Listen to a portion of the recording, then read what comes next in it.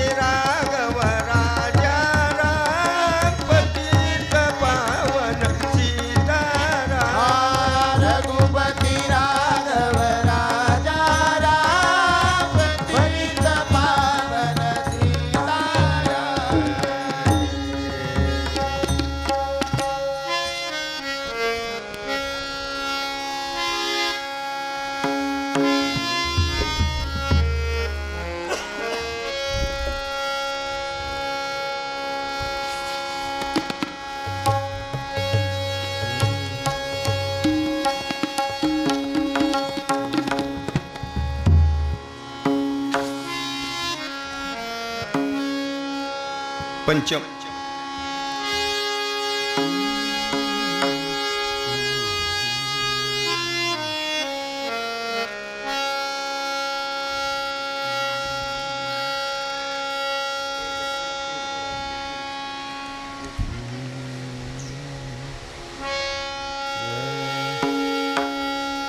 रूप पाहता लोचनी सुख झाले हो साजणी, सुख झाले हो साजणी, सुख झाले हो साजणी. सुख झाले हो साजणी, सुख झाले हो साजणी, सुख झाले हो साजणी. रूप पाहता लोचनी सुख झाले हो साजणी, सुख झाले हो साजणी, सुख झाले हो साजणी. रूप पाहता लोचनी सुख झाले हो साजणी, सुख झाले हो साजणी, सुख झाले हो साजणी. तो हा विठ्ठल बरवा, तो हा माधव बरवा, तो हा माधव बरवा, तो हा माधव बरवा. तो हा माधव बरवा, तो हा माधव बरवा, तो हा माधव बरवा, तो हा माधव बरवा. बहुत सुकृतांची जोडी म्हणून विठ्ठली आवडी, म्हणून विठ्ठली आवडी, म्हणून विठ्ठली आवडी. बहुत सुकृतांची जोडी म्हणून विठ्ठल आवडी, म्हणून विठ्ठल आवडी, म्हणून विठ्ठल आवडी. तो हा विठ्ठल बरवा, तो हा माधव बरवा, तो हा माधव बरवा, तो हा माधव बरवा. तो हा विठ्ठल बरवा, तो हा माधव बरवा, तो हा माधव बरवा, तो हा माधव बरवा. सर्व सुखाचे आगर बाप रखुमा देवीवर, बाप रखुमा देवीवर, बाप रखुमा देवीवर. सर्व सुखाचे आदर बाप रखुमा देवीवर, बाप रखुमा देवीवर, बाप रखुमा देवीवर. सर्व सुखाचे आगर बाप रखुमा देवीवर, बाप रखुमा देवीवर, बाप रखुमा देवीवर. सर्व सुखाचे आदर बाप रखुमा देवीवर, बाप रखुमा देवीवर, बाप रखुमा देवीवर. तो हा विठ्ठल बरवा, तो हा माधव बरवा, तो हा माधव बरवा, तो हा माधव बरवा. तो हा विठ्ठल बरवा, तो हा माधव बरवा, तो हा माधव बरवा, तो हा माधव बरवा. जय जय राम कृष्ण हरी, जय राम कृष्ण हरी, जय जय राम कृष्ण हरी, जय राम कृष्ण हरी जय जय राम कृष्ण हरी, हरी, जय राम कृष्ण हरी जय जय राम कृष्ण हरी, जय राम कृष्ण हरी, जय जय राम कृष्ण हरी. गती वाढवा. जय जय राम कृष्ण हरी, हरी जय जय राम कृष्ण हरी, जय जय राम कृष्ण हरी, जय जय राम कृष्ण हरी, जय जय राम कृष्ण हरी, जय जय राम कृष्ण हरी.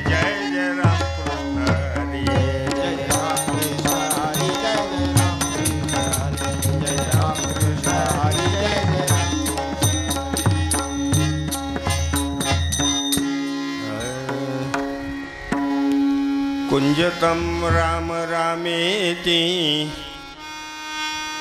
मधुरां मधुर अक्षरम् आरुह्यं कविता शाखाम् वंदे वाल्मीकि कोकिलम् जय हनुमान ज्ञान गुण सागर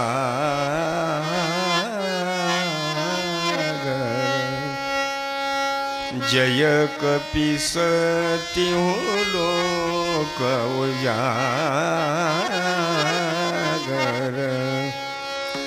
रामदूत तुलित बलरामा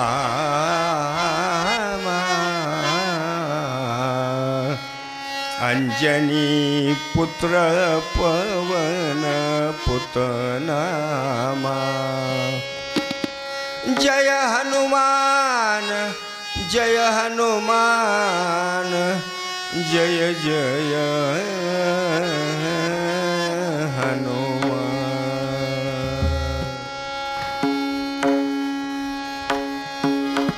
काहीतरी फरक झालाय दोघा ते जरा बंद करण्याची स्वरात घ्या लागले काहीतरी फरक झालाय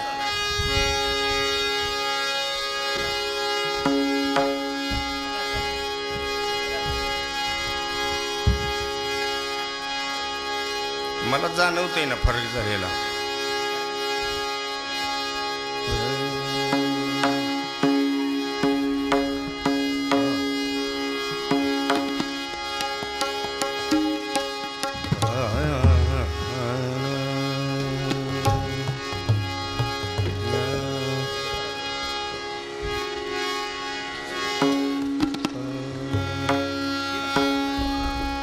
आता आलं मापात सोयी श्री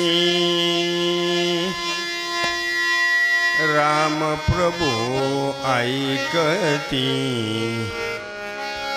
सोये श्री राम प्रभु ऐकती कुशलव रामायण गाती कुशलव रामायण गाती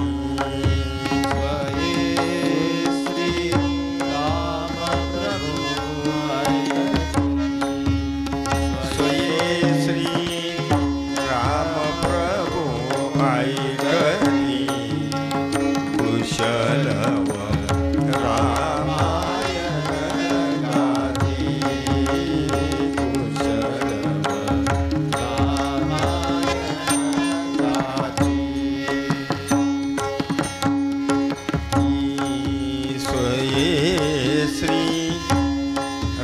प्रभु ऐकती स्वये श्री राम प्रभु ऐकती कुशलव रामायण गाती कुशलव रामायण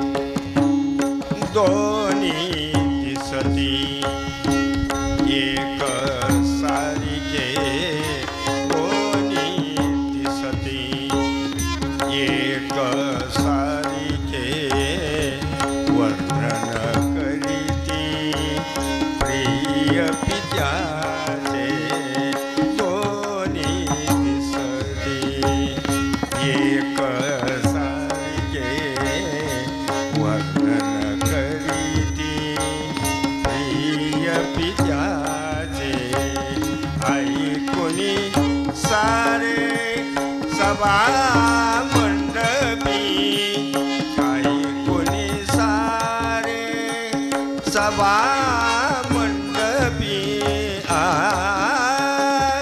मंत्रमुग्ध होती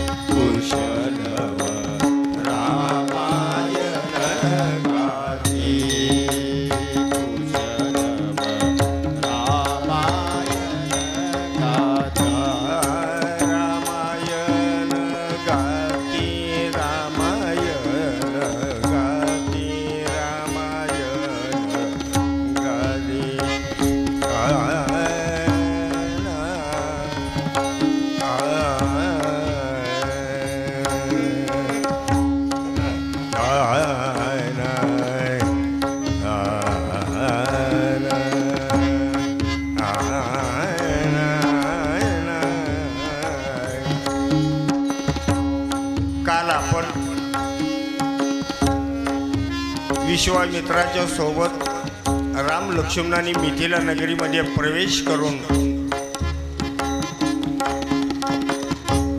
जनक राजानं मांडलेला स्वयंवर भगवान प्रभू रामचंद्रांनी जिंकला. जिंकल्यानंतर लग्नाची तिथी मिती ठरली. जनकाचे दूत अयोध्येला गेले. अयोध्येतून वराड घेऊन मिथिला नगरीला आले. मिथिला नगरीमध्ये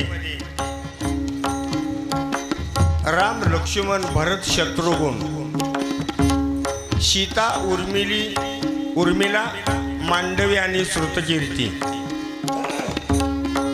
4 भावांनी 4 बहिणी यांचा मिथिला नगरीमध्ये विवाह सोहळा योग्य पद्धतीने पार पडलेला आहे. मिथिलामध्ये लग्न सोहळा पार पडल्यानंतर वऱ्हाडी मंडळी विश्वामित्र आपल्या आश्रमात गेले आणि वऱ्हाडी मंडळी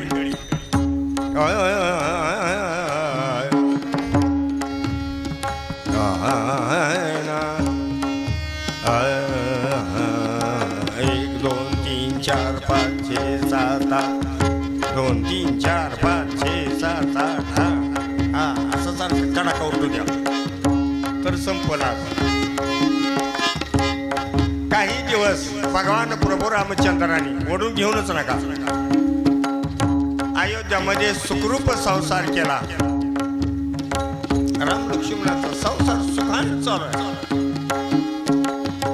आणि अचानक एक दिवस वाद्यांचा आवाज कमी निघाला पाहिजे थोडासा.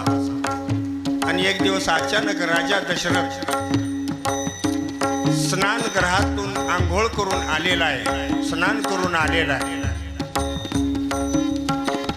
अंगाची स्वच्छता केलेली आहे.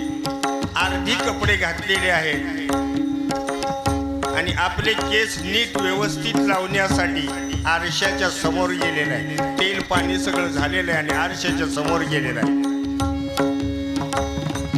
आणि केस साफ करत असताना अचानक कानाच्या बाळी शेजारी आपला स्वतःचा एक केस पिकलेला आहे हे दशरथाच्या दृष्टीस पडला. पिकलेला एक केस. पहिलं नोटीस आहे बरं का.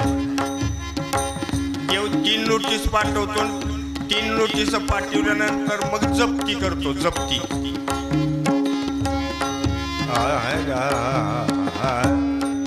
एक पिकलेला केस राजा दशरथानं आपल्या कानाच्या बाळीजवळ पाहिला.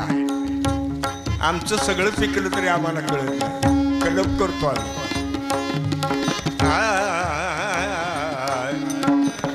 आणि राजा दशरथाला वाटलं आपण आता हा संसार किंवा राज्यकारभार पाण्याच्या पात्रतेचे नाहीये. हे संसार करण्याचं हा राज्यकारभार पाण्याचं आपलं वय संपलेलं आहे. आपण आता शहाणं व्हावं आणि आपल्या राज्याचा राज्यकारभार आपल्या मुलाच्या ताब्यामध्ये द्यावा.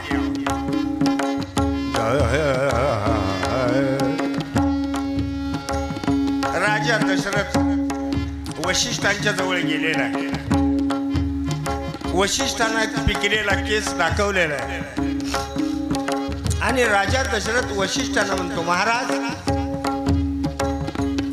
मला आता जप्तीच्या 3 नोटिसापैकी पहिलं नोटीस आलेलं आहे. मी आता शहाणा होतो वेळेत.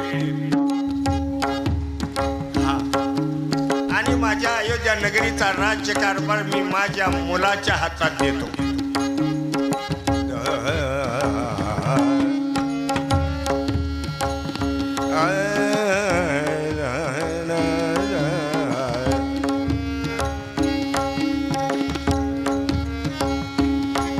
राजा दशरथानं विश्वामित्र वशिष्ठांना विचारलेला आहे काय करावं महाराज. राजा तुझं मत बरोबर आहे. मरेपर्यंत संसारात अडकू नये. आवाज कमी थोडा.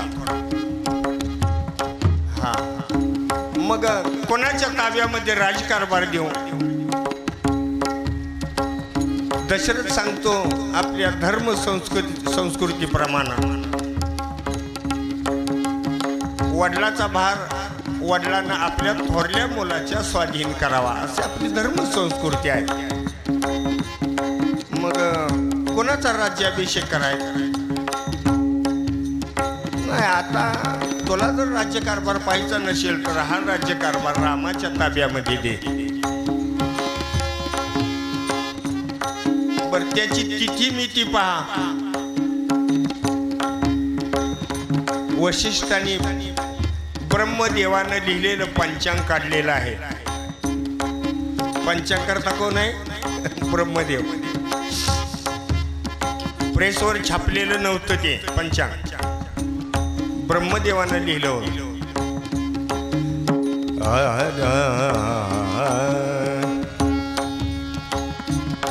ब्रह्मदेवानं लिहिलेल्या पंचांगणामध्ये राज्य अभिषेकाचा मुहूर्त वशिष्ठांनी निश्चित केलेला आहे. राज्य अभिषेकाची तयारी केलेली आहे. दिव्य भव्य असा मंडप घातलेला आहे. अन्न छत्र चालू ठेवण्याचा संकल्प केलेला आहे.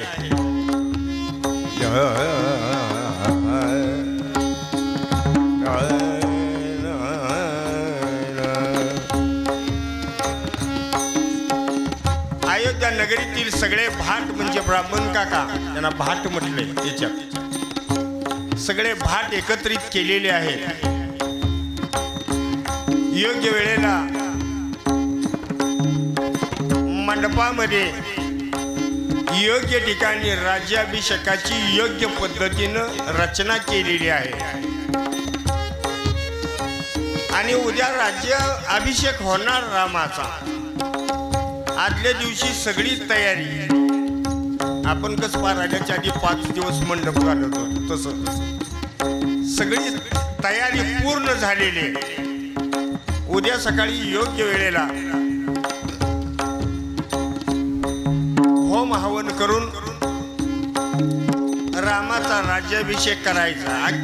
अख्ख्या गोकुळाला आनंदी आनंद झालेला आहे.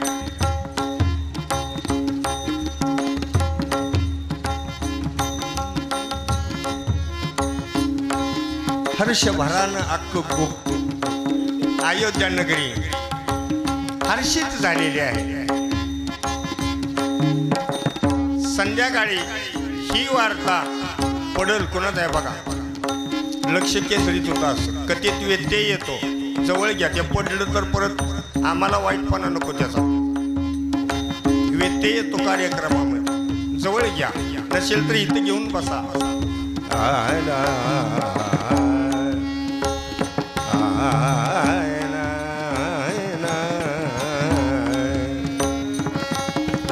तिन्ही सांजेची वेळ झालेली आहे. राजा दशरथ आपल्या तिन्ही राण्यांना उद्याच्या कार्यक्रमाचं निमंत्रण देण्यासाठी भेटण्यासाठी जाणार आहे. राज्याभिषेकाची तयारी झाल्यापासून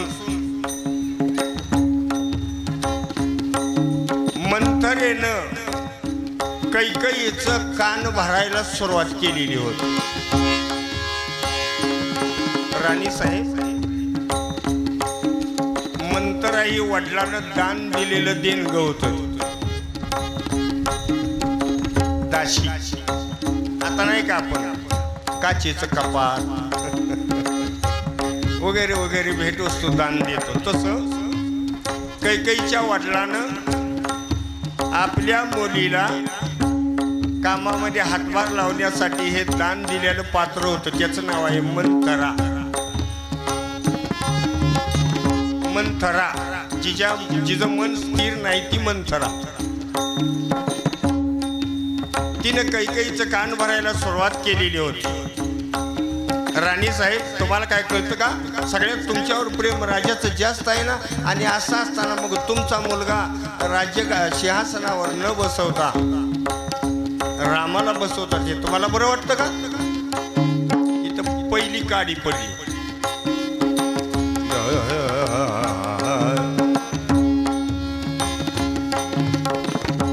राजा दशरथ कैकेयीच्या महालाकडे येत आहे. कैकेयीच्या अगोदर मंथरेनं पाहिलं आणि मंथरेनं कैकेयीला सांगितलं, राणी साहेब तुम्ही आतमध्ये जा आणि वेड्यासारखी अवस्था प्राप्त करा. तुम्हाला माहित आहे ते सगळं. कैकेयीनं केस वगैरे मोकळी सोडलेले आणि रुसव्यासाठी एक खोली होती. त्या खोलीमध्ये जाऊन विद्रूप चेहरा करून कैकेयी त्या खोलीमध्ये जाऊन रडत बसलेले केस मोकळी सोडून. राजानं मंथरेला विचारलं, कुठं आहे राणी? आतमध्ये आहे म्हणून सांग. राजा दशरथ आतमध्ये गेला. या मंत्र्यानं सगळं शिकवून ठेवलेलं होतं अगोदर कैकेयीला. राणी गड गड गड रडत लोळायला लागलेली आहे. राजा विचारतोय, अगं काय झालं काय झालं काय झालं मला सांग ना काय. त्यावेळेला मधला भाकट कैकेयी दशरथाला म्हणते, देव दैत्यांचं लढाई सुरू झाली त्यावेळेला दैत्य देवावर विजय करतील असा भात झाल्यानंतर तुम्ही 33 कोटी देवांचं निमंत्रण पत्करून दैत्यांच्या बरोबर युद्ध करण्यासाठी गेला होता रणभूमीवर. तुमच्या लक्षात आहे का? हो ना. मग त्यावेळेला तुमच्या रथाचं चाक मोडलेलं होतं, मान्य आहे ना? हो मान्य. मग त्यावेळेला रथाच्या कण्याच्या जाग्यावर मी माझा हात दिलेला होता आणि तुमचा रथ पेलून धरलेला होता, मान्य मान्य. आणि दैत्यांचा संहार करून देवांचा विजय केल्यानंतर तुम्ही मला सांगितलं होतं, तू एवढं मोठं काम केलंस म्हणून तुला काय मागायचं असेल ते माग. मी तुला सांगितलं होतं, पण तू म्हणालीस मी आत्ता मागत नाही. तुम्ही म्हणाला हो देतो, माग काय मागायचे. पण मीच तुम्हाला म्हटले की आता नको, योग्य वेळेला मी तुम्हाला मागेन. त्याची आठवण आज झालेली आहे. मधलं सगळं कट.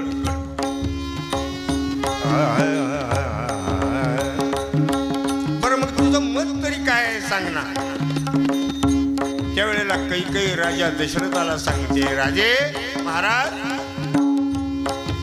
माझी एक अपेक्षा आहे. काय अपेक्षा आहे? ज्या रामाचा तुम्ही राज्याभिषेक उद्या करणार आहात त्या रामाला 14 वर्षे वनवासाला पाठवावं असं मला वाटतं. आणि त्या सिंहासनावर माझ्या मुलाला भरताला बसवावं.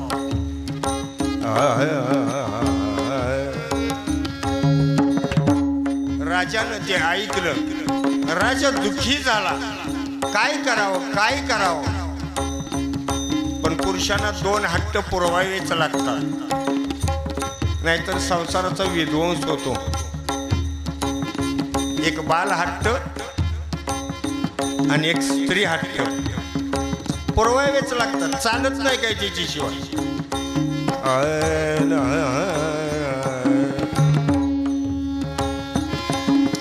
राजा दशरथ दोन्ही हातानं आपलं डोकं गच्च धरलेलं आहे आणि शांतपणे बसलेलं आहे. काय करावं काय करावं. कैकेयी काय रडायची थांबलेली नाही. शेवटी नाईला जाणं. मी आता वेगळ्या पद्धतीने सांगत नाही, माझ्या समोर भाव आहे.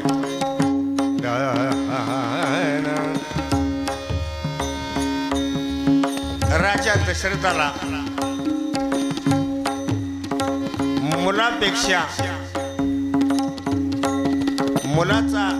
मुलाचं काय का होईना पण बायको व्यवस्थित पाहिजे असं वाटलं.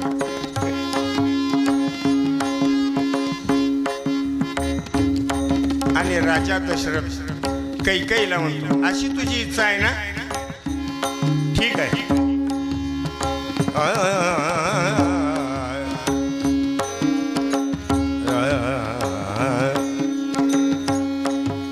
मग तसं मी करतो. कैकेयीच्या महालातून राजा दशरथ बाहेर आलेला आहे आणि मंडपामध्ये गेलेला आहे. नाराज झालेल्या राजाला सुमंतानं पाहिलेलं आहे आणि सुमंत राजांना म्हणतो, महाराज उद्या एवढा मोठा कार्यक्रम आहे, असं असताना तुम्ही नाराज का झालाय? सुमंतानं दशरथाला विचारल्याबरोबर दशरथ राजाच्या डोळ्यातून दोन दोन दुःखाश्रू व्हायला लागलेले. सद्गतीत झालेला सुमंत विचारतोय, महाराज सांगा ना, असं काय अडचण आहे, असं काय दुःख आहे की त्या दुःखामुळे तुम्ही रडता आहात माझ्यासमोर? त्यावेळेला राजा दशरथ सुमंताला सांगतो, सुमंता, उद्या होणारा रामाचा राज्य अभिषेक कॅन्सल झालेला आहे. सगळ्या अयोध्या जनांना सांग, उद्या रामाचा राज्याभिषेक होणार नाही. ब्रह्मदेवानं लिहिलेल्या पंचांगणातून वशिष्ठांनी मुहूर्त शोधलेला आहे, तरी पण राज्याभिषेक वेळेत होऊ शकला नाही.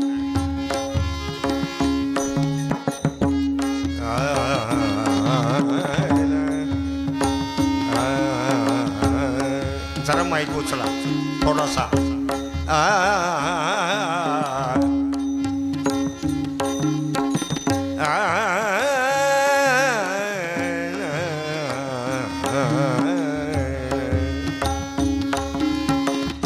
बघता बघता ही सगळी बातमी अयोध्या नगरीमध्ये पसरलेली बातमी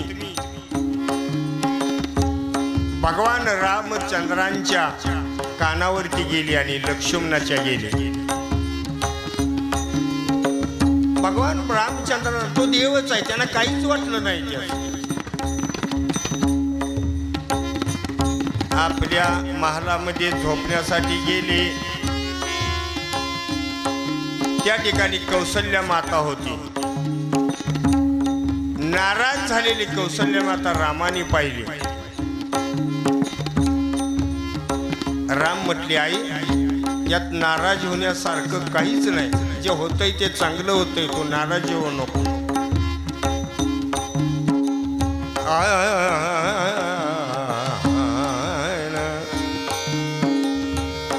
माझ्या वडिलांचं जर मत असेल तर मी त्यांचा पुत्र आहे. पित्याचं वचन पाळणं हा पुत्राचा धर्म आहे. का पित्याला घरातून बाहेर काढणं पुत्राचा धर्म आहे.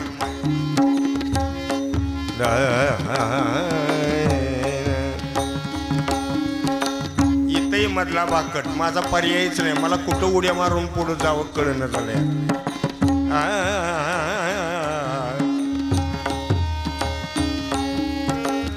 दुसरा दिवस उजाडला.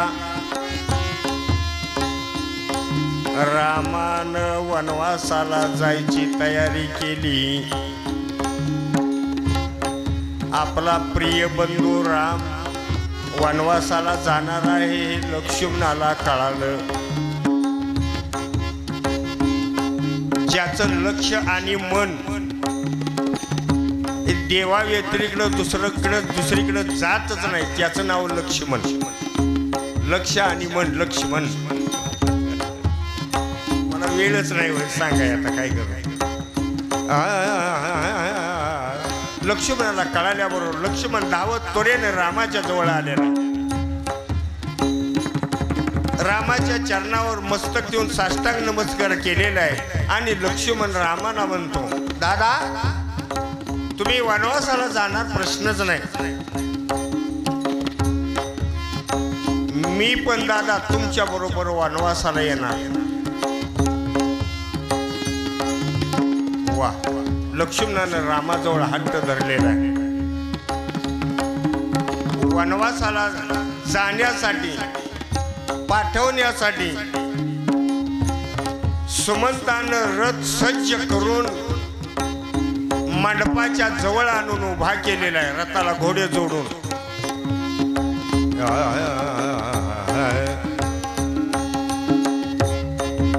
लक्ष्मण प्रभूंनी लक्ष्मणाला भरपूर सांगितलं, पण लक्ष्मण ऐकण्याच्या मनस्थितीमध्ये नाही. रामाने सांगितलं ना, कशाला येतोयस? माझ्या आईनं मला एकट्याला वनवासाला जावं असं सांगितलं, तू कशाला येतोय? नाही नाही दादा, चंद्र देते चंद्रिका, शंभू देते अंबिका, संत देते विवेका आसने की.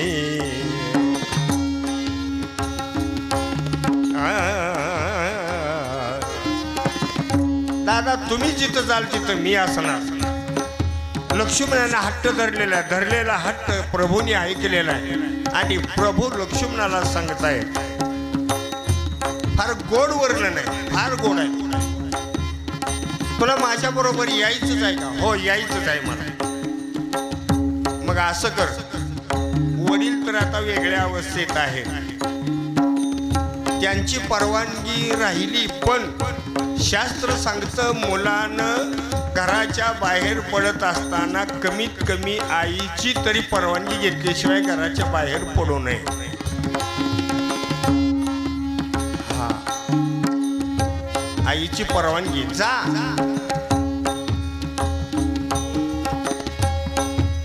आणि आई जवळ जा आणि आईची परवानगी घेऊन मग माझ्याकडे ये.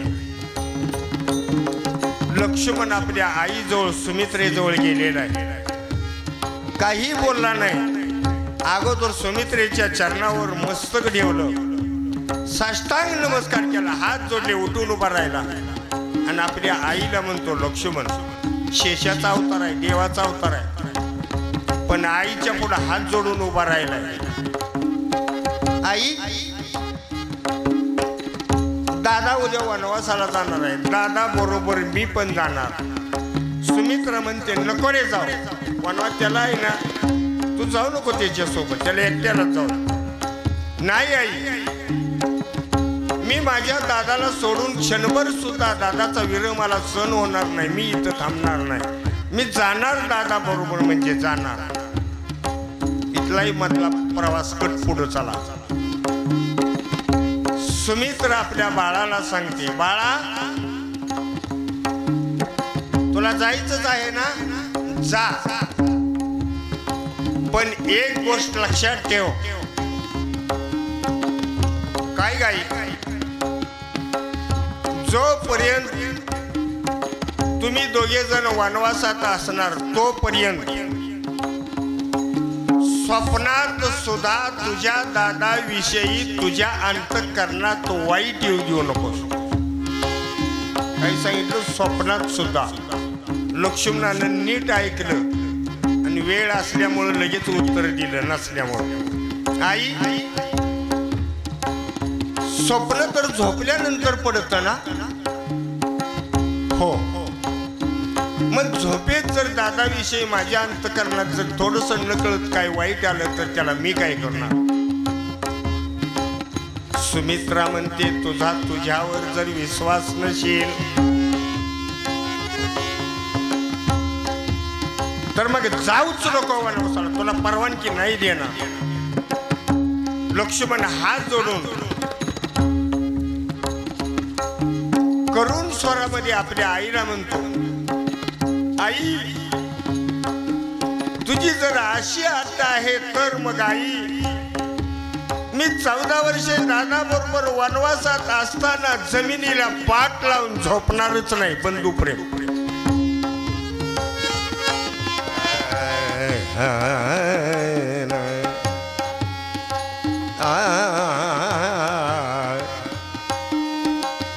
काय म्हणतो लक्ष्मण? स्वप्न झोपल्यानंतर पडतं, झोपेत.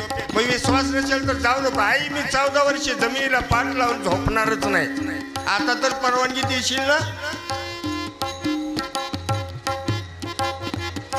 सुमित्रा म्हणते, असं आहे ना, ठीक आहे, असं असेल तर मग वनवासाला जा, अन्यथा जाऊ नको. लक्ष्मणाने प्रतिज्ञा केली, जोपर्यंत 14 वर्ष वनवासात आहे तोपर्यंत झोपणारच नाही.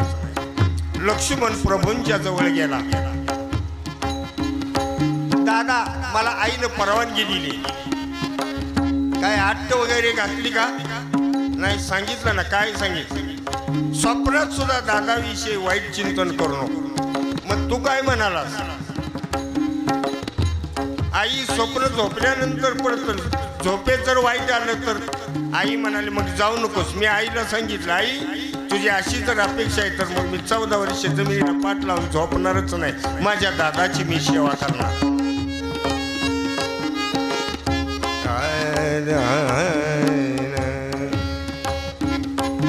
राम आणि लक्ष्मण वनवासाला निघाले. ही बातमी सीतामाईला आदिमाया आदिशक्ती जनकपुत्री जानकी हिला कळाली. आणि सीतामाई आपल्या नवऱ्याजवळ आलेली आहे. ब्रह्मांडाचा ब्रह्मांड नायक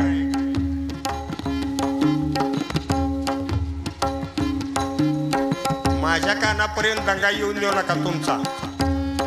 त्यांना अजून माहितीच नाही आपल्यासाठी चाललंय.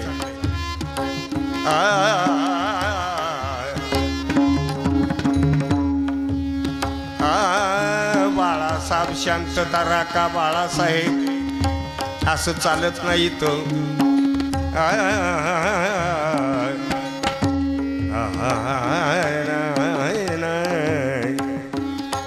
सीतामाई रामाच्या जवळ आलेले प्रभूचं दर्शन घेतलेलं आहे. दर्शन घेऊन उभा राहिलेले आणि आपल्या नवऱ्याला म्हणते तुम्ही वनवासाला निघाला हो. मी एक क्षण सुद्धा अयोध्या नगरीत थांबणार नाही. मी पण तुमच्या बरोबर वनवासाला येणार आहे. सुमंताला कळालं की रामाबरोबर लक्ष्मण आणि सीतामाई वनवासाला जाणार आहे. ते सुमंताला कळालं.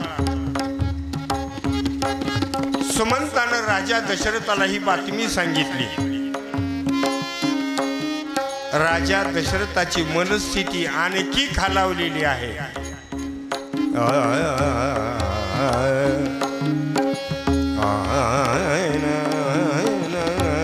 इथे मधला भाकड पुढे चालू. त्याच्या दुसरा दिवस उजाडला.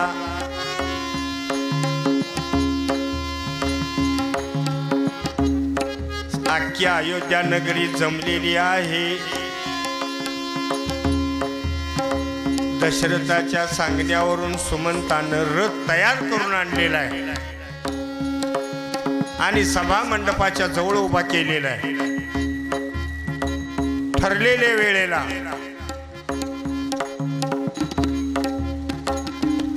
पहिल्यांदा रामाने भूमीला नमस्कार केला. अयोध्या नगरीला नमस्कार केला. अयोध्या नगरीतील सर्व प्रजाजनांना दंडवत घातला आणि भगवान प्रभू रामचंद्र रथामध्ये बसले. राम रथामध्ये बसल्याबरोबर लक्ष्मण पण बसले. लक्ष्मण बसल्यानंतर सीतामाई बसली. आता तिघे जण वनवासाला जाणार आणि तिघांचा आपला विरह होणार हे आजच्या अयोध्या नगरीच्या लक्षात आल्याबरोबर आजची अयोध्या दहाय मोकलून रडायला लागली. शेवटी नियोजित वेळ झाल्याबरोबर रथाचं सारथ्य करणाऱ्या सुमंतांना प्रभूंनी सांगितलं सुमंता भैया गाडी वाला जरा धीरे गाडी आकरे.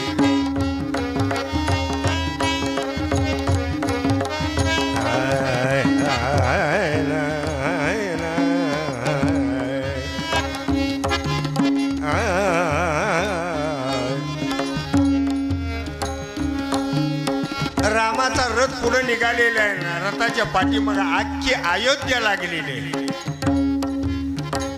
निघालेले आहे. निघालेला रथ शरयू नदीच्या किनाऱ्यावर गेलेला आहे. दिवस मावळतीला गेलेला आहे. रामानं सुमंताला सांगितलं सुमंता आजचा मुक्काम इथंच करू आणि उद्या सकाळी पुढच्या प्रवासाला निघू. वनवासाला सुरुवात झालेली आहे. रात्र झालेली आहे. दिवसभर चालून रडून सगळी प्रजाजन थकलेली आहे. थकलेली प्रजा योग्य वेळेला गाढ झोपी गेलेली आहे. अशा प्रसंगी राम लक्ष्मण आणि सुमंत रथाच्या खाली बसलेले आहेत. रात्रभर गवत गोळा करून गवताचं आसन करून त्याच्यावर बसलेले आहेत. आणि रात्रीच्या 11:15 वाजता हळूच प्रभू सुमंतांना सांगताय, सुमंत ही सगळी आता गाढ झोपलेली आहेत, आपली पाठ सोडणार नाहीत. सकाळी ब्रह्म मुहूर्तावर उठून आपण लवकर, हे उठायच्या अगोदर यांना न माहित होता आपण पुढच्या प्रवासाला निघूया. ठरल्याप्रमाणे ब्रह्म मुहूर्तावर उठलेले आहेत, रथामध्ये बसलेले आहेत. सगळी शेनाई प्रजाजन गाढ झोपेमध्ये आहेत. अशा प्रसंगी ब्रह्म मुहूर्तावर राम लक्ष्मण सीतामाई रथामध्ये बसले. सुमंतानं रथ फिरवला, काही अंतर माघारी नेला. त्यांना वाटाव की रथ साकोरीवरून पाठीमागे गेलाय असं भासावं म्हणून, आणि रथ फिरवून पुढच्या प्रवासाला निघाले. दुसऱ्या दिवशी संध्याकाळी भगीरथी नदीच्या तीरावर गेलेले आहेत. रात दिवस मावळला त्या ठिकाणी मुक्काम केलेला आहे. सकाळी उठले आणि सुमंताला सांगितलं, नित्यकर्म आटोपल्यानंतर, सुमंता आता हे सगळे तिथंच थांबले, तू असं कर, ते अयोध्येला गेले असतील, रथ आपण माघारी नेला असं समजून, आता इथं कोण आले नाही, तू पण असं कर, आम्ही आता इथून पुढे पायी प्रवास करतो, तू मोकळा रथ घेऊन अयोध्येला माघारी जा. प्रभूंनी सुमंताला असं सांगितल्याबरोबर सुमंत धडधड रडायला लागलेला आहे. रडणारा सुमंत प्रभूंना म्हणतो, प्रभू मी जर मोकळा रथ घेऊन गेलो अयोध्येला आणि तिथं गेल्यानंतर मला महाराजांनी, कौसल्या मातेनं, सुमित्रा मातेनं, कैकेयी मातेनं काय काय जर प्रश्न विचारले तर मी काय सांगू? कौसल्या मातेनं जर विचारलं मला कसं काय चाललंय, काय झालं सगळं सांग, मी काय सांगणार आहे? तू माघारी जा, काही पण कर, पण तू माघारी जा. पुढे निघालेले आहेत. रथ माघारी पाठवलेला आहे. माघारी पाठवलेला रथ अयोध्येच्या वेशीवर गेलेला आहे. वेशीवर रथाची ध्वजा बघितल्याबरोबर अख्ख्या अयोध्या म्हटले, नगरी म्हणले बहुतेक सुमंतानं प्रभूंना परत आणलेला आहे. पंचारतीनं ओवाळण्यासाठी सगळ्यांनी पात्र तयार केलेली आहे. रथ गावामध्ये अयोध्येत शिरलेला आहे. चारी बाजून पडतं खाली सोडलेले आहेत. बघता बघता रथ राजवाड्याच्या समोर गेलेला आहे. दशरथाच्या रथ आला हे कौशल्याला समजल्याबरोबर बहुतेक आपला मुलगा माघारी आला, कुणीतरी आणलं, काहीतरी झालेलं असेल. सद्गतीत झालेली कौशल्या देवघरामध्ये गेली, निरंजन लावला आणि रामाना ओवाळण्यासाठी पात्र घेऊन राजवाड्याचा एक दरवाजा उघडला. एक उघडलेला दरवाजा रथाच्या घोड्यांनी पाहिला आणि रथाचे घोडे उलट्या माना फिरून कौशल्या मातेला संकेत करतायत, कौशल्या माँ इसमें भगवान प्रभु नहीं, अंदर चली जा.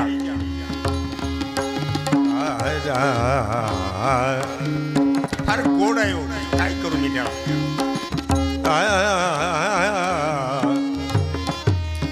घोड्यांच्या डोळ्यातून दोन दोन दुःखाश्रू लागलेले आहेत. ज्या भूमीत एका काळामध्ये देवाच्या विरहानं जनावरं रडली, त्या भूमीत आपण माणसाच्या जन्माला आलो, हे आपलं सद्भाग्य आहे. आपण ज्या मातीत जन्माला आलो ना, या मातीत देवाचा विरह झाला म्हणून एका काळात जनावरं रडलेल्याचा इतिहास उपलब्ध आहे. त्या भूमीत आपण माणसाच्या जन्माला आलोय. आपला उतारा आपण तपासा. कुठं कुठं कोण कोण रडलं? अयोध्या नगरीमध्ये प्रभू रामाच्या विरहानं घोडे रडले आणि त्याच्यानंतर गोकुळामध्ये भगवान श्रीकृष्ण परमात्म्याच्या विरहानं गोकुळातील गायी रडल्या.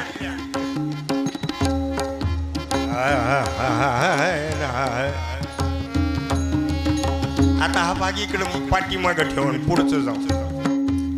तिसऱ्या दिवशी संगमेश्वर मध्ये गेलेले आहेत. तिथं गेल्यानंतर त्या नगरीचा राजा गोक त्याची भेट झालेली आहे. तो पण रामभक्त होता. आपल्या नगरीमध्ये राम आलेत म्हणून त्यानं फलाची आणि फुलांची एक टोपली भरून नेलेली आहे. दोघा तिघांच्या पुढं ठेवलेली आहे. तिघांनी फक्त पाहिलं पण काय खाल्लं नाही. तिची कारणं फार मोठी आहेत, सांगाय वेळ नाही. गोहक म्हणतो थोडं तर खावा ना. म्हटले ठीक आहे. थोडासा प्रसाद म्हणून घेतला. रात्र गोहक पण रामभक्त होता. रात्रभर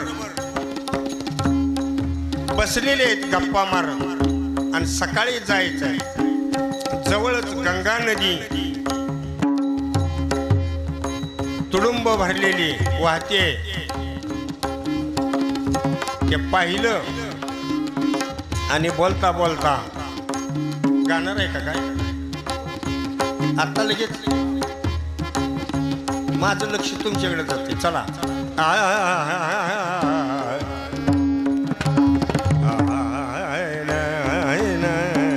आज फक्त मागून 15 मिनिटं जास्त घेतो.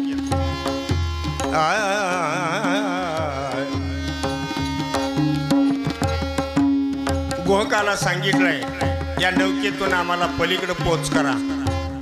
गोहकानं नौकावाल्याला बोलवून घेतलेलं आहे. नौकावाला गोहकाला म्हणतो हे अयोध्याधीश राजा राम हे भगवान प्रभू रामचंद्र लक्ष्मण ना हो. मग मला गरीबाला कशाला सांगता या नावेतून. यांच्या पायाचं पावित्र फार मोठं आहे. दगडाला पाय लागला तर त्यात बाई निर्माण होत्या. माझ्या नावेला जर स्पर्श झाला आणि माझी नाव जर सुंदर स्त्री बनली तर माझा चरितार्थ कशावर चालणार. गोहकानं त्यांना योग्य माहिती दिलेली आहे. सकाळी ठरल्याप्रमाणे नित्य नैमित्य कार्य संपल्यानंतर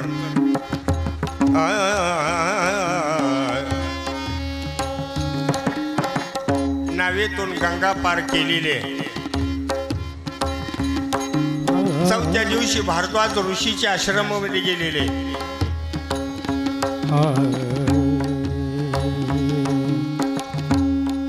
केवटला ज्यावेळी रामाचं दर्शन झालं त्यावेळेला फार अति आनंद झाला की मी कुणाला भेटायला निघालो. माझ्याजवळ साक्षात देव आले. त्याच्यानंतर तो थोडं हिंदीत 2 शब्द मी काय म्हणतो ते पहा. मेरी छोटी सी है नाव तेरे जादू भरे पाव. छोटी सी है नाव मेरे जादू. मेरी छोटी सी है नाव तेरे जादू भरे पाव.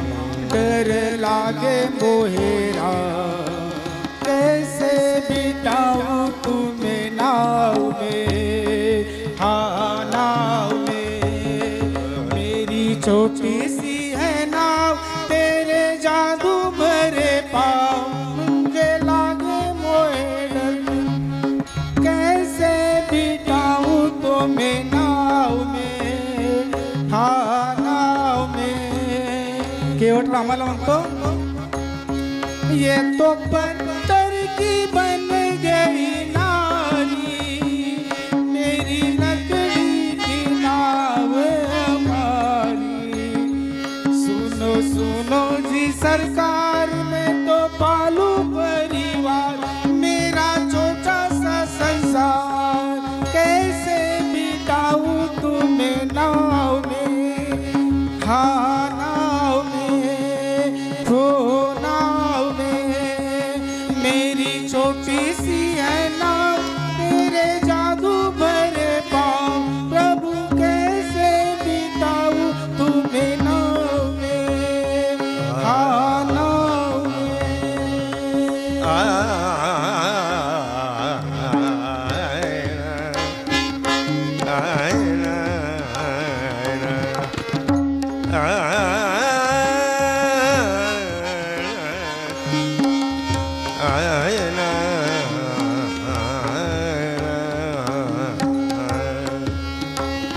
चौथ्या दिवशी भारद्वाज ऋषीच्या आश्रमात गेलेले आहेत. भारद्वाज ऋषीच्या आश्रमामध्ये एक रात्र उजाडलेली आहे. भारद्वाज ऋषींना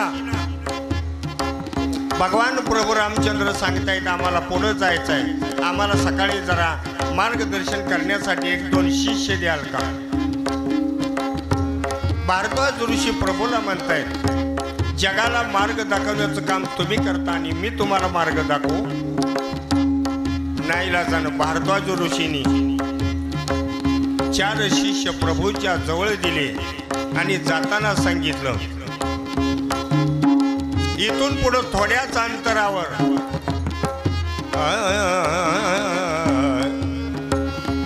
चित्रकूट पर्वत आहे. त्या पर्वताचं नाव आहे चित्रकूट. त्या ठिकाणी अनेक ऋषीमुनी जप तप करण्यासाठी बसतात. प्रदेश फार सुंदर आहे, झाडांनी वगैरे प्रफुल्लित झालेलं आहे, वातावरण शांत आहे, पशु पक्षी त्रास देत नाहीत, एकमेकाला सुखानं नांदतात, पक्षी स्वरांची साथ देतात. आणि त्या ठिकाणी तुम्ही जावा आणि 14 वर्षाचा वनवास त्या ठिकाणी संपवा. त्या पद्धतीनं राम लक्ष्मण सीतामाई चित्रकूट पर्वतावर गेलेले आहेत. त्या ठिकाणी 2-3 झोपड्या बांधलेल्या आहेत आणि 3 झोपड्या बांधल्यानंतर त्या ठिकाणी अनेक दिवस राहिलेले आहेत. आणि आता 14 वर्षे जवळ येणार आलेत.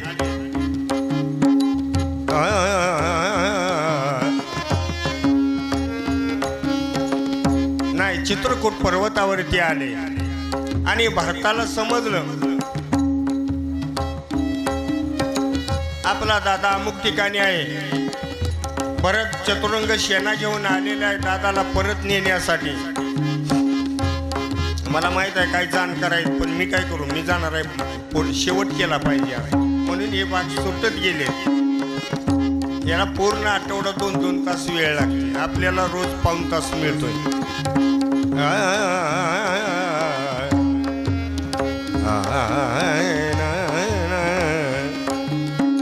भरत आलेला आहे आणि भरत प्रभू रामाच्या जवळ आलेला आहे. प्रभू रामाचं दर्शन घेतलेलं आहे आणि प्रभू रामांना भरत साष्टांग नमस्कार करून विनंती करतो आहे, दादा माझ्या आईच्या मूर्खपणामुळं तुम्हाला 14 वर्षे वनवास भोगायला लागतोय, पण मी तुम्हाला भोगू देणार नाही. तुम्ही अयोध्येला चला आणि अयोध्येचा राज्यकारभार सुखानं करा. आपल्या बाबांची तब्येत फार सिरियस आहे, चला. अशा प्रसंगी भगवान प्रभू रामचंद्र भारताला सांगतायत, भारता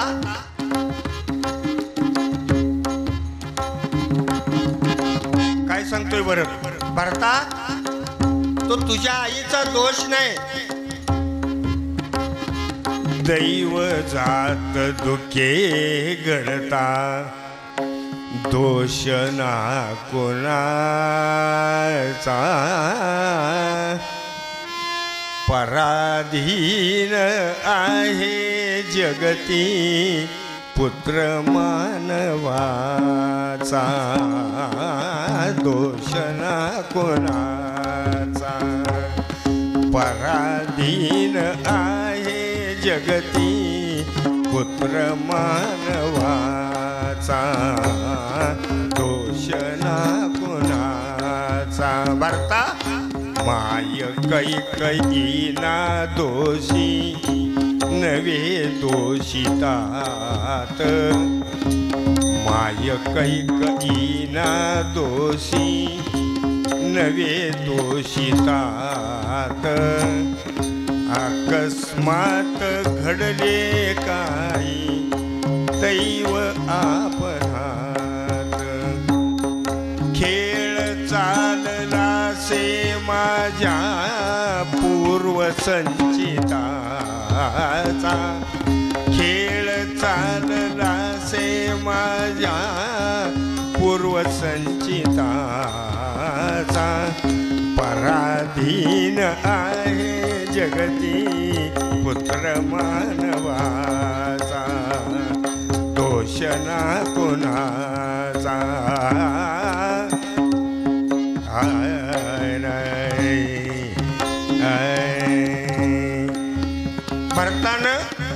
रामानं भरताची समजूत काढली आणि भरताला सांगितलं, भरता मी तुला या माझ्या पादुका देतो, त्या राज्य सिंहासनावर ठेव आणि 14 वर्ष अयोध्येचा कारभार कर. नाईलाजानं भरतानं त्या पादुका डोक्यावर घेतलेला आहेत, अयोध्या नगरीमध्ये आलेला आहे. भरताच्या पादुका ज्या ठिकाणी ठेवलेला आहे त्या ठिकाणी 14 फूट खोल खड्डा खणलेला आहे आणि त्या खड्ड्यामध्ये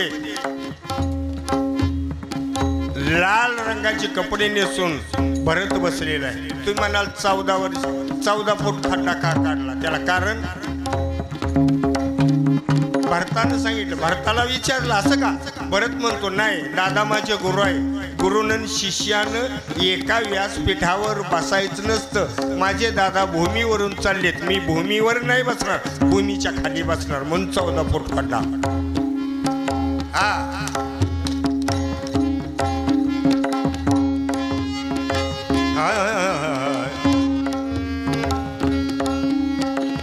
वनवास संपला.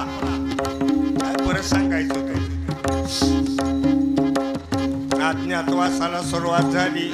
पुढे जाऊन आत्री ऋषी वगैरे हे सगळं राहिलं बरं का. त्याला माझा काही नाही इलाज आहे. जाहिरातीत गेले पण आत्री ऋषींच्या जवळ जाता येत नाही आपल्याला. ते गेले होते एक दिवस. अनुसूया आणि आत्री ऋषी, राम लक्ष्मण सीतामाई गेलेली होती. त्यावेळेला आत्री ऋषींनी भगवान प्रभूला सांगितलं होतं अनुसूयेविषयी, ही दत्त अवतारातील तुझी आई आहे म्हणून. फार मोठा कथाभाग आहे, जवळजवळ 1.5 तासाचा कथाभाग. सीतामाईला अनुसूयेनं जवळ घेतलेला आहे, तिला न्हाऊ घातलेला आहे, तिचं सगळं शरीर स्वच्छ केलेलं आहे. आणि अनुसूयेनं एक शक्ती दिलेली आहे सीतामाईला, की त्या शक्तीच्या जीवावर तिला कसलाही कशाचा त्रास होणार नव्हता आणि भीती वाटणार नव्हती. आणि एक अंगरखा दिला, त्यानं कसलाही आजार होणार नाही असा अंगरखा दिला. चला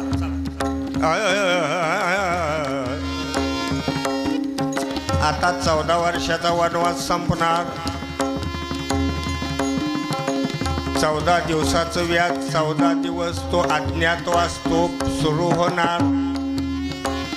आणि हे 3 जण संध्याकाळी बसलेले आहेत आणि बसून सांगतायत, आपला आता वनवास संपलेला आहे, आपण आता अज्ञातवासामध्ये आहोत, अज्ञातवास संपला की आपण घरी जाणार आहोत. हे सगळं ठरलं.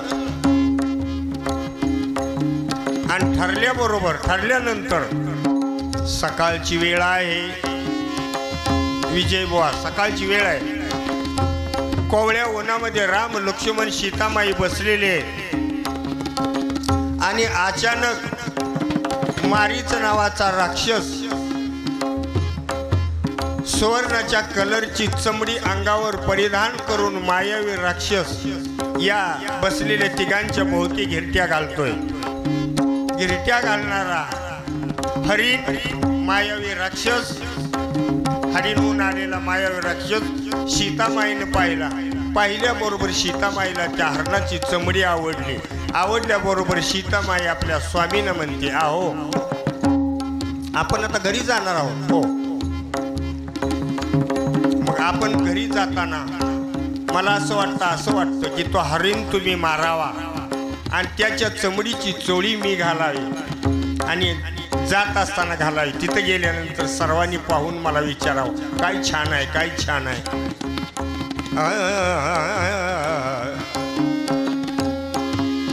स्त्री हट्टापुढं रामाचं काही चाललं नाही.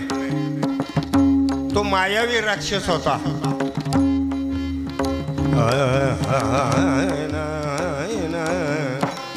रावणानं पाठवलेला होता. भगवान प्रभू रामचंद्राने बाण हातामध्ये घेतला आणि हरणाच्या पाठीमागे जात असताना लक्ष्मणाला सांगितलं, लक्ष्मणा मी हा हरिण मारून आणतो, पण तू एक गोष्ट लक्षात ठेव, मी इथं पर्यंत येईपर्यंत तू हिची साथ सोडू नको, हिला सोडून कुठं लांब जाऊ नको. एवढं सांगितलं आणि हरणाच्या पाठीमागे भगवान प्रभू रामचंद्र पळत गेले. काही अंतर गेले आणि मारीच राक्षसाने लक्ष्मणा धाव, मी संकटात आहे म्हणून आवाज केला. सीतामाईने ऐकलं आणि सीतामाई म्हणते, भाऊजी धनुष्यबाण घ्या आणि ताबडतोब पळा, ते संकटात आहेत, आवाज येतोय.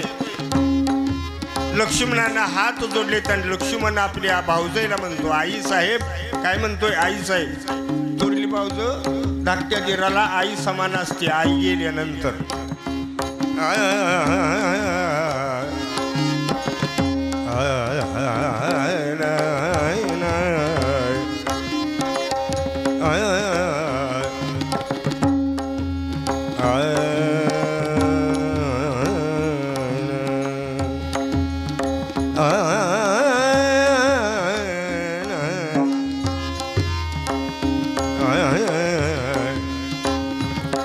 या दोघांचं बोलणं चालू आहे. दुसऱ्यांदा आवाज, लक्ष्मणा धाव, मी संकटात आहे. सीता म्हणते, भाऊजी ताबडतोब धनुष्य घ्या आणि जावा.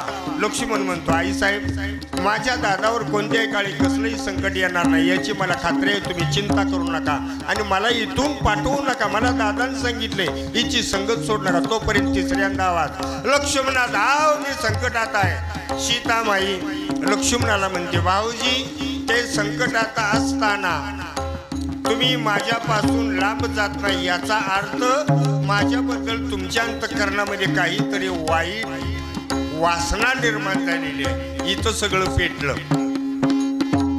लक्ष्मण रडायला लागले आणि रडून लक्ष्मण हात जोडून थर थर थर थर कापत कापत आपल्या भाऊजाईला म्हणतो, आई साहेब ज्या लक्ष्मणानं 14 वर्षे न जमलेला पाठ लावून तुमची सेवा केली त्या लक्ष्मणाबद्दल असलं वाईट बोलू नका. नाही नाही, तुमच्या अंतःकरणात काहीतरी वाईट आहे. ताबडतोब धनुष्य घ्या आणि जावा. तुमच्या मनात माझ्याबद्दल वाईट आलेलं आहे. रडत रडत लक्ष्मणानं धनुष्य बाण घेतला आणि आवाजाच्या दिशेनं पळत गेला. एवढी संधी रावणानं साधली. ब्राह्मणे धारण केला, पर्णकुटीच्या जवळ आला, भिक्षाम देई. आवाज ऐकल्याबरोबर सीतामाईने बाहेर पाहिलं तर ब्राह्मण दिसतो. विनमुख घालवायचा नाही, पाप लागतं. लक्ष्मणानं जाताना सांगितलं, वहिनी मी जातो पण काय या रेषेच्या पुढे येऊ नका. प्रत्येक स्त्रीला धर्माची रेषा आहे, लक्षात घ्या. म्हणून स्त्रीनं कधी लक्ष्मण रेषा ओलांडायची नसते. ऐका, लक्ष्मण रेषा स्त्रीनं लक्ष्मण रेषा ओलांडण्याचा दुष्परिणाम आहे का? वहिनी मी जातो पण या रेगेच्या बाहेर येऊ नका. लक्ष्मणाने सांगितलं होतं. रावण आला, भिक्षा मागितली. सीतामाईने पाहिलं, काही फलं कंदमुळं वाढण्यासाठी एका टोकरीमध्ये घेतली आणि वाढण्यासाठी आली बाहेर निघाली. रेगेच्या आत सीतामाई उभी आहे, रेगेच्या बाहेर रावण उभा आहे. सीतामाई रावणाला म्हणते, आत या ना. रावणाला माहित होतं हे रेषा लक्ष्मणानं वडलेले, त्या रेषेला आपला स्पर्श झाला तर आपण जळून राख होईल आपली. त्याला माहित होत. खरंय.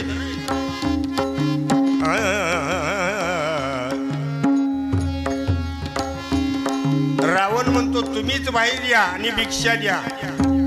सीतामाई म्हणते, मी नाही बाहेर येऊ शकत. तू बाहेर येणार नशील तर मी विनमुख जातो. ब्राह्मण विनमुख गेलेलाच ब्रह्मपातक तुला लागल. नाहीला जर मंद पावलानं सीतामाई लक्ष्मण रेषेच्या जवळ आली आणि उजव्या पायाच्या अंगठ्याचा स्पर्श लक्ष्मण रेषेला झाल्याबरोबर रावणानं काडकन उचलली आणि खांद्यावर घेतली आणि आकाश मार्गाने निघाला. शंका आहे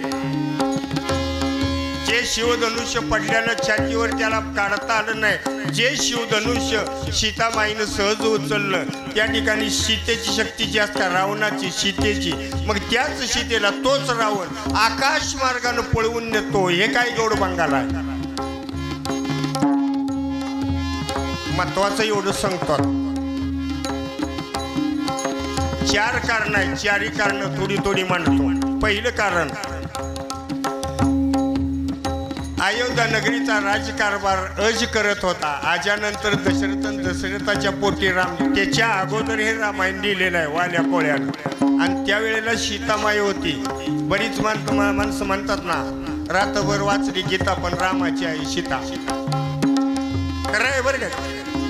कारण वाल्यानं रामायण लिहिलं त्यावेळेला सीता होती. आता ती कशी होती कृपया मला माफ करा, सांगायला वेळ नाही, पण ती होती. 1200 वर्षानं नवऱ्यापेक्षा नवरी थोर आहे. किती का नेली आपण इथं होतो. कारण नंबर 1, वाल्यानं रामायण लिहिलं त्यावेळेला सगळं लिहिलं. रामानं वनवासाला जावं, लक्ष्मणानं पण जावं, सुमंतानं सोडावं, असा असा प्रवास करावा, भरताना अमकं करावं, सगळं लिहिलं. पण त्यात असं नव्हतं लिहिलं की रामाबरोबर सीतेनं पण वनवासाला जावं. कारण नंबर 1, कारण वाल्यानं जर ते वाक्य रामायणात लिहिलं असतं तर रावणानं सीतेला स्पर्श केल्यावर रावणाची जळून राख झाली असती. कारण नंबर 1 लिहिलं नाही, हा म्हणून जावं लागल. नंबर 2, जनकराजीच्या घरी 7 वर्षाची बालिका असताना बागेमध्ये बसलेली होती. त्या बागेत अनेक पक्षी विहार करायला आलेले होते. एका पेरूच्या झाडावर 2 तोता आणि मैना पोपटाची जोडी नित्य पोपट ते पेरू खायला यायचे. पोट भरलं की निघून जायचे. एक दिवसची घटना, सीतामाईनं ती 2 पक्षी पाहिले आणि सीतामाईला त्याच्यापैकी मैना फार सुंदर दिसली. सीतामाईनं काय केला, पाश टाकला त्या झाडावर. ठरलेल्या वेळेला ते नवरा बायकोचं जोडपं आलं पेरू खाण्यासाठी. पेरू खाल्लं आणि जायच्या वेळेला मैना त्या पाशामध्ये अडकली आणि राघून निघून गेला. काय त्या झाडावर उठला, दुसऱ्या झाडावर बसला आणि त्या झाडावर बसून मैने मैने करून हाका मारू लागला. मैनेचा प्रतिसाद नाही. रात्र व्हायला लागल्याबरोबर आपल्या मुलाबाळांची काळजी वाटली म्हणून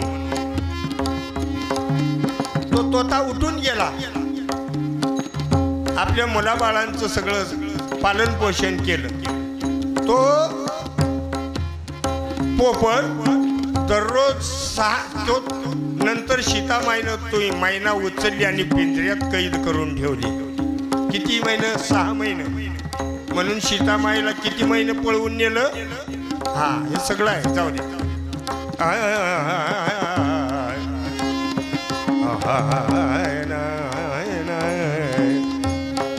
असा शेवटचा दिवस आला. तो पोपट त्या झाडावर यायचा पण फलाला तोंड लावायचं नाही, फक्त महिने महिने करून हाका मारायचा. 6 महिन्यामध्ये त्या पोपटाचं शरीर जीर्ण झालं आणि जीर्ण झालेलं शरीर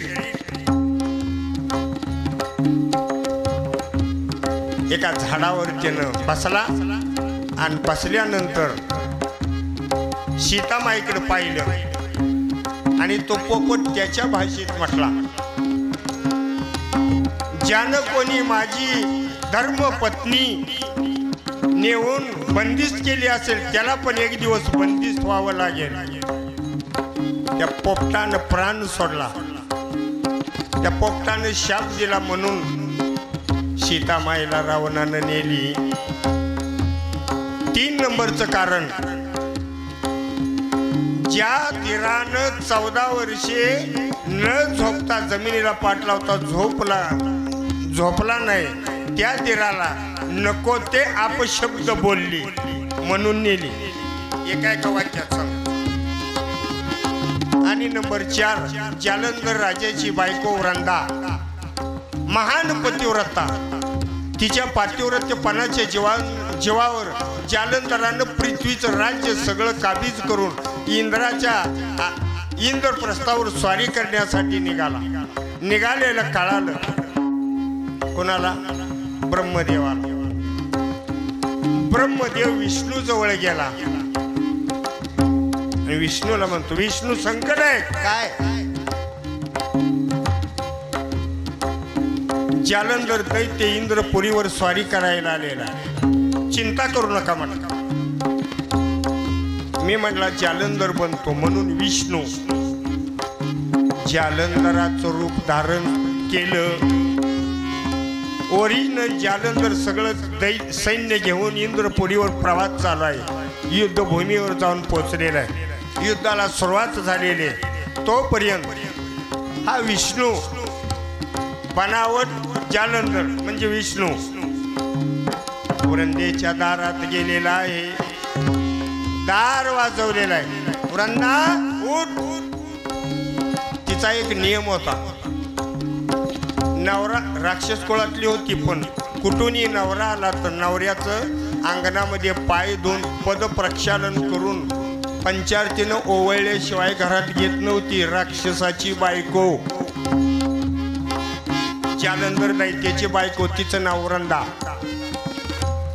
आणि हा विष्णू तिथं गेलेला. वृंदा उठ. हुबेहूब जालंधरासारखा.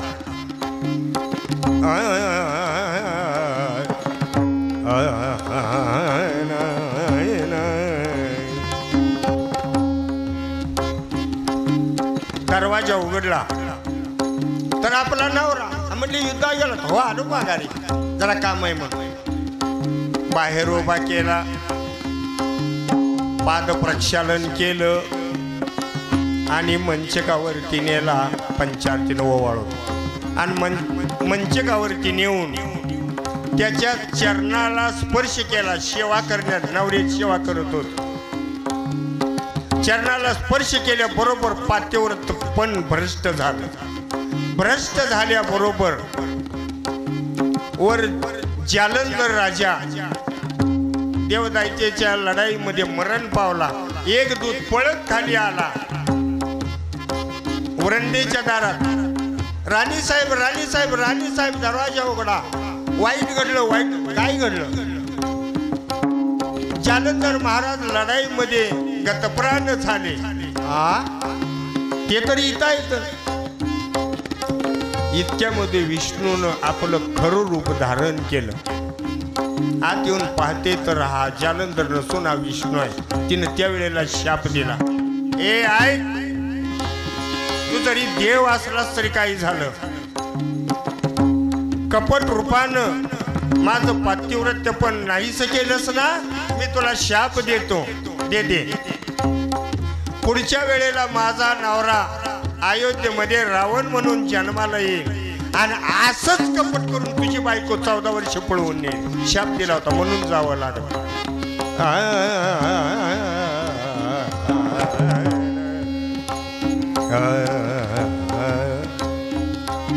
सीतामाईला रावणा नेलेली आहे.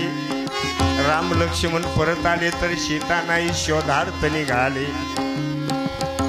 शोधार्थ जात असताना रस्त्यात जटायू नावाचा पक्षी भेटला. जटायूला विचारलं, बाळा जटायू. तो जटायू सीतेला रावण पळवून नेत असताना आडवा गेला म्हणून रावणानं त्याचं दोन्ही पंख छटलेलं होतं. रक्तबंबाळ झालेला होता आणि रक्तबंबाळ झालेला जटायू रक्तबंबाळ झालेला 2 मिनिटं जटायू पाहिल्यानंतर भगवान रामचंद्र त्या ठिकाणी गेले. जटायूला उचलला, आपल्या मांडीवर घेतला. रामाचा स्पर्श झाल्याबरोबर जटायू थोडासा शुद्धीवर आला आणि रामाने विचारलं, हे काय झालं? त्यावेळेला जटायूनं रामाला सगळी कथा सांगितली, सीतामाईची, रावणाची. एवढं सांगितलं आणि रामाच्या मांडीवर आपला प्राण सोडला. तिथून पुढे गेले.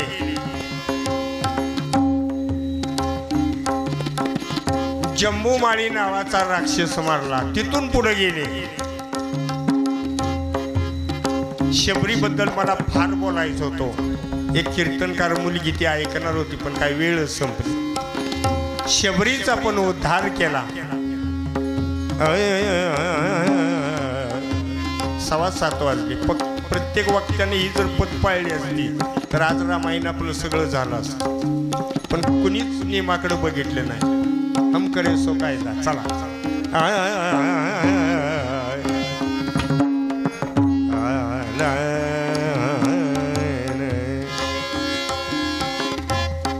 माफी मागतो मी पहिल्यांदा सगळ्यांची. हो, अशी माफी मागतो की अजून पुष्कळ आहे. हे 8 दिवसात सुद्धा संपणार नाही माझ्या बुद्धीने. आणि आज एकादशी असल्यामुळं याची म्हणजे सांगता करता येत नाही. शास्त्राचा शाप आहे. एकादशी दिवशी शास्त्राची सांगता करायची नसते. कोणतंच कार्य करायचं नसतं. नवे एकादशी दिवशी अन्नदान केलं तरी अन्नदानाचं पण पाप लागतं. म्हणून आज सांगता न करता या ग्रंथाची थोडीशी छोटीशी सांगता 2 मिनिटामध्ये उद्या आपल्या ग्रंथाच्या सांगतेबरोबर करण्यात येणार आहे. मी त्यावेळेला फक्त 2च मिनिटं बोलणार आणि आपला उर्वरित भाग जागच्या जागेवर सोडणार. चला.